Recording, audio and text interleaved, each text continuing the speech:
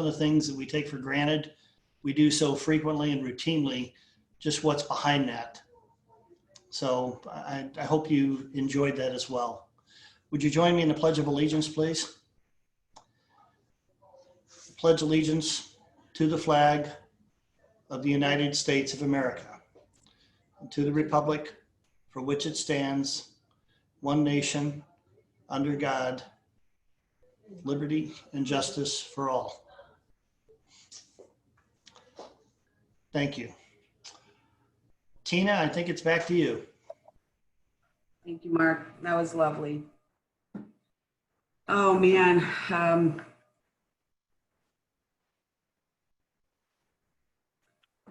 I'm not getting emotional. I just, First, we have announcements.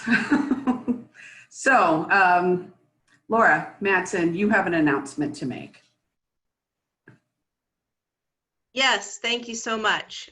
So everybody, I don't know if you knew it or not, but I am on the board of directors for the Edwardsville Children's Museum. And because of COVID, we have really been struggling with our revenue streams. Of course, we get most of our revenue through birthday parties, field trips, and families coming to visit, which all of that has come to a screeching halt. So we did get it, the PPP, but that's it. So we have come up with a rather cute, fun idea for a virtual fundraiser.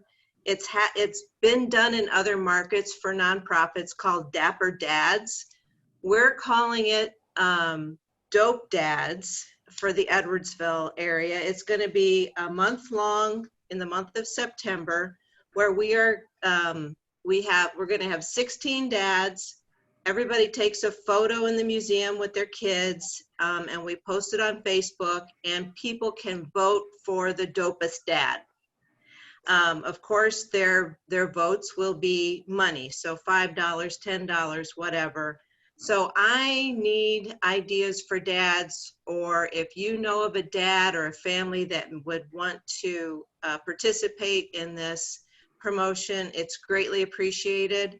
We have to come up with 16, and then we'll run it like a March Madness bracket. So at the end of each week, you know, there'll be a winner, they'll go on to the next week, and the others fall off. So I don't know, I could put my email on the chat if you want, and you could send me ideas of dads who may want to be contacted for this. But you guys all know a bunch of people in this town, and you know, we're looking for, you know, fire department, police department, bankers, people who have lived here in Edwardsville all their life, just any SIUE, anybody, District 7, St. Boniface, anybody who you think would be a great dad. So I'll post my email on the chat, and you guys can put your thinking caps on. All right. Well, thank you very much, Laura. Yes, post your email. Okay. Okay. And Bill Philippi, you're going to have to unmute yourself. Bottom left. There we go. Got Can it. you hear me now? I can hear you now. So, Good. Bill Philippi, on to you. My purpose today is to recognize two of our members who have become multiple Paul Harris Fellows. To do that, after you become a Paul Harris Fellow, you don't quit giving, you keep giving. So you get a pen with a little, I think it's a sapphire, isn't it, Tina? A little blue. Yes. Yes. Okay. We have two of our members who are getting some Paul Harris Fellow pins. The first one is Megan Lipscomb. Megan was a Rotarian before she came to Edwardsville. She's been in our club for 2 years. Megan has donated, she's getting a pin with 7 sapphires, which means she's given $7,000 to the foundation. So I thank Megan on behalf of the foundation. And the second recipient is David Werner. David's been in our club for a while, and he's becoming a multiple Paul Harris Fellow. And he'll get his pin, and he's a Paul Harris Fellow +1. So David's got a way to go to catch up with Megan, but he's a young guy, so he'll make it. Keep it up, David. Our our club is very generous with the foundation, and we appreciate that. I miss not seeing you people and kind of haranguing you for money, but you probably don't miss me. But anyway, we're big contributors to the foundation. We've given them over $1 million over since 1972. The foundation carries out all of the work of Rotary throughout the world. And the latest figures I have are 2019, when they made 1,306 grants totaling $86 million. And they concentrate on disease. They gave $35 million for disease control, mostly polio and malaria. They gave $18 million for clean water grants. They gave $11 million for education grants, and $7 million for mother and children's behalf. And for peace promotion, they gave $3.5 million. So when your money goes to the foundation, it goes to a good cause. It's a very efficient foundation. The overhead is only 7%, so they spend 93% of your donation for projects. So I encourage you, if you are a Paul Harris Fellow and you haven't given for 10 years, 20 years, or whatever, become a multiple Paul Harris Fellow by giving another $100,000, $500,000, and work for your multiple Paul Harris skin. Yeah, so I just want to take a minute, if I can, to congratulate Tina on her year, a very difficult year. I told some of you who were here earlier that Tina wanted me to make this presentation. She could have done it better than I probably, but she tried to get me on Zoom yesterday. So she called on the phone, and I was fumbling around on my computer. She says, "Bill, maybe I'll just come to your house." So Tina made a house call and got me. Here I am on Zoom, and so I got a free computer lesson. Thank you, Tina, for that. And I want to thank her and the board for carrying on this very difficult year. And I wish Marc the best in his year. And I know Marc will be better than ever. So I miss you guys, and I'm glad you put up with me. And so enjoy the rest of the meeting. Thank you, Tina. Thank you. Thank you, Bill. And we're happy to have you. And congratulations, David Warner and Megan Lipscomb. I have your pins, so I'm going to put my email address, and you contact me, and we'll get together, and I'll give you your pins. Okay? I don't think Megan's on, but I will reach out to her. And we're video. Are we recording? We're recording. So perfect. All right, everybody, this is it. I want to thank each and every one of you for giving me this opportunity. I have found that being president, I have been fully supported. You volunteered and worked together with me for the same cause. It's been fun, very rewarding, and as Bill mentioned, at times challenging. But I can honestly say that I will miss it. Although I am looking forward to getting back to sitting with everyone else when we get our traditional meetings, or just being a part of the meeting. And I'll be honest, I've been counting this down. And it's not because of I can't wait until it's over. It's because it was a goal that I had set when I made the commitment many years ago, many years ago. And now I'm to the finish line. And now I'm at the point where it's time to hand off the baton to new leadership. And I'm looking forward to handing off the baton to Marc. I'll be him. He's been here for me, and I'll be there for him for as long as he needs me or wants me. Our theme this year for Rotary was Rotary Connects the World. And I had someone mention to me that, you know, as president, you leave Rotary better than, you leave it better than when you got there. And I found that hard to believe, because our Rotary Club is amazing. So I couldn't imagine making it any better.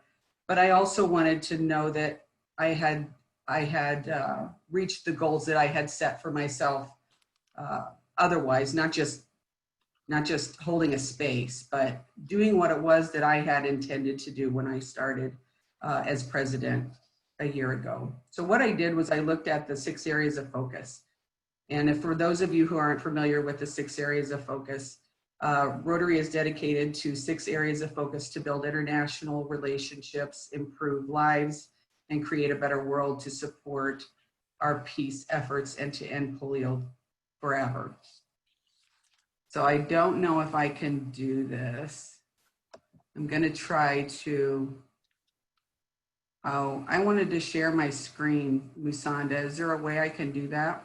Yeah, sure. It's saying host disabled. You can now. Screen sharing, okay? All right. And I wanted to, oh man. I wanted to put this up here. I don't know where all my stuff is at. I might not be able to share it because I don't see it here. What I have is all of the projects that we've done, all of the money that we had donated throughout the year. We have donated over $50,000 this year. I got a little bit of grief about that because I was money, money, money. But you know what, guys? We have it. We had it to give. And in my mind, when in my year, I told the board, I said, you know what? I'm giving away as much money as I possibly can to help as many people as I can. So when I look at the 6 areas of service, of focus, promoting peace is one of them. And in promoting peace, our club has created an environment where peace can happen. And we've carried out service projects and supported peaceful fellowships, as we did, which would have shown on my screen, for the Marion Medical Mission, helping supply, 10 wells to different villages in Tanzania, Zambia, and Malawi. Each village has about 125 villagers, and 70 of them are children. So we made sure that they have fresh, clean water. As well as with the solar suitcase, letting them know that we care enough. You don't have to live in our community. We care about you no matter where you are, and we love you. And we do this in a showing of peace. We fight diseases, as that's the second area of focus. And as Bill had mentioned, that's something that we do when we give to the foundation. And we gave very well this year. Thank you, Bill, for pushing us a little bit to do so. Providing clean water, as we did with the Marion Medical Mission. That's number 3. Number 4 is saving mothers and children. We did that when we donated the $12,570 to the solar suitcases that are going to go to state hospitals and help with the birth of babies and keeping their mothers and the children alive. We donated 6 of those suitcases, and also Chef Shop included some money in that. So thank you, Nancy and Scott from Chef Shop. The 5th one is support education, which we do. We have scholarships that we give out yearly, and then growing the local economy, not only in our community, but around the world. When we donated the solar suitcases, they are selling within their community the solar panels and the batteries. So that helps, it helps their economy. So I looked at all of that and I'm like, okay, these great services to our community should make us proud. And I am proud. All of these great accomplishments weren't done by one person. They were done by all of us. All of this happened because of you, the members of our Edwardsville Rotary Club. You regularly stepped up and volunteered to do as much as you could and contributed in so many ways. I thank you so much for demonstrating what it means to put service above self. You've been engaged in Rotary and you've changed lives. I have so many people I want to thank.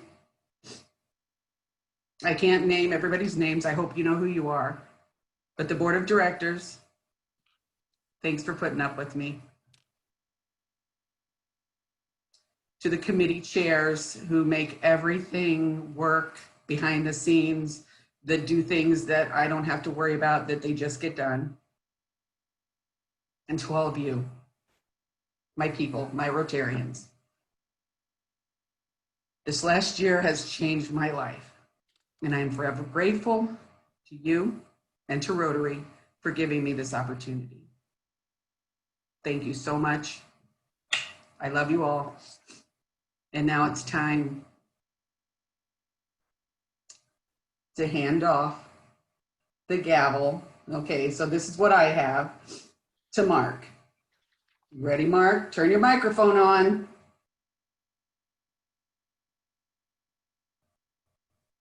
Got it. All right, buddy. Good luck to you. I know you'll do great.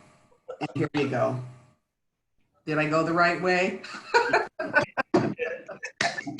I think we pulled it off. All right. Thank you so much. All right, Marc, it's your baby. Thank you, Tina. And I get the opportunity to start out by saying a few words for you, about you. And I just started writing up a list of things that came to my mind about you. And this is what I came up with. And I've gotten the opportunity to spend a few years now at board meetings, especially with Tina, as well as projects and the regular meetings.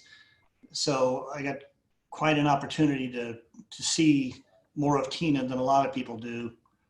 But I've found her to be extremely thoughtful, respectful, not only of people in general, but Rotary as well.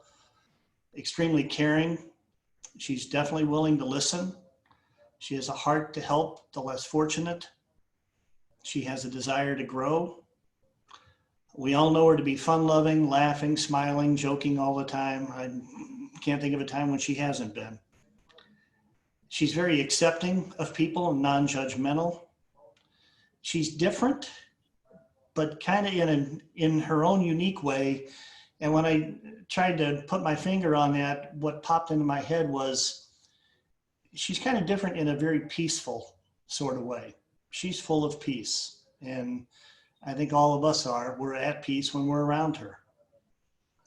She's a hard worker. She's a rule follower, someone who actively seeks counsel from others. She's optimistic. I don't know if many of you remember, but shortly after she started as president, she lost her job. And as the one next in line, I'm wondering, is my year going to get fast forwarded or what? But that never was on her table. She was going to fulfill the commitment to Rotary, and she got herself a very good job as well, as just as she deserved. But the optimism came through. She's helped all of us to grow. She's definitely a good friend, one that we all call friend and are privileged to. She's resilient, she's adaptable. I'm certain COVID-19 wasn't in your beginning year plans for your year of Rotary. She's very balanced. She does things in a healthy way, but I think even more so, she's extremely humble. She's a great role model. For me, and we're all wired differently on how we process things and how we communicate things. And Tina and I are wired different, but I got to watch her in action. And there were so many times, especially at board meetings, that I got to learn from her on watching how she did it differently than I might. And for that, I'm very grateful. She's very ethical, moral, and just downright real. She's personally just what I needed leading into my year as president. And I'm grateful for her to willing to commit herself to us and to the community. So Tina, thank you very much. Why you gotta make me cry? Wow, that was really sweet, Mark. Well, We're a good team. We balance each other well. yes. Yes. Although I was getting worried when you were spending money right and left towards the end of your year. Because I didn't spend any in the beginning. Come on. All right. Now, you know what? Okay, time to move on. I'll stop making you cry. This doesn't seem like a time for great optimism, but it has to be. Long before Rotary was founded, the world dealt with great crises that tested humankind's ability to progress and endure. In the age of Rotary, the world has faced many more catastrophes. However, we've survived, and every step of the way, Rotary has helped the world heal. Every great challenge is an opportunity for renewal and growth. Rotary is just not a club that we join. It is an invitation to endless opportunities. We believe in creating opportunities for others and for ourselves. We believe that our acts of service, large and small, generate opportunities for people who need our help, and the Rotary opens opportunities for us to live a richer, more meaningful life with friends around the world based on our core values. People stuck at home, eager for greater connections and hungry to help their communities, are now embracing the values we have promoted since our beginning. All of this is positive news, but just because there are greater opportunities than ever for Rotary to thrive does not guarantee that we will succeed. The world is changing rapidly and was doing so even before this crisis. People were starting to move away from regular lunch meetings and turn toward online gatherings. Friendships were being cultivated and revived in social media relationships even before most of our meetings moved to Zoom. Younger generations have a strong desire to serve, but have questioned whether they could play a meaningful role in organizations like Rotary, or whether they might make a bigger impact forming different types of connections. Now is the time to put everything on the table, test new approaches, and prepare Rotary for the future. The COVID-19 crisis has forced all of us to adapt, but adaptation is not enough. We need to change and change dramatically if we are to face the challenges of this new age and provide the Rotary that the world so desperately needs. This is our great challenge, not just in the next year, but into the future. It's up to us to remake Rotary for those new times, to wholeheartedly embrace the ideas, energy, and commitment of young people eager to find an outlet for idealism. We must become an organization fully enmeshed in the digital age, not one that simply looks for online ways to keep doing what we've always done. The world needs Rotary now more than ever. It's up to us to make sure that Rotary opens opportunities for generations to come. Now, I believe those words, and I hope they mean something to you, but I also want you to understand those words are not mine. Those are from Helger Knock. He's the president of Rotary International. And when I was thinking about what I was trying to put together for this presentation, and I came across those words, I wanted to read them to you because I didn't want you to think it was just my opinion or my thoughts. It's the thoughts that a lot of other folks still share too. Our theme for this year, I don't know how well you're gonna be able to see this,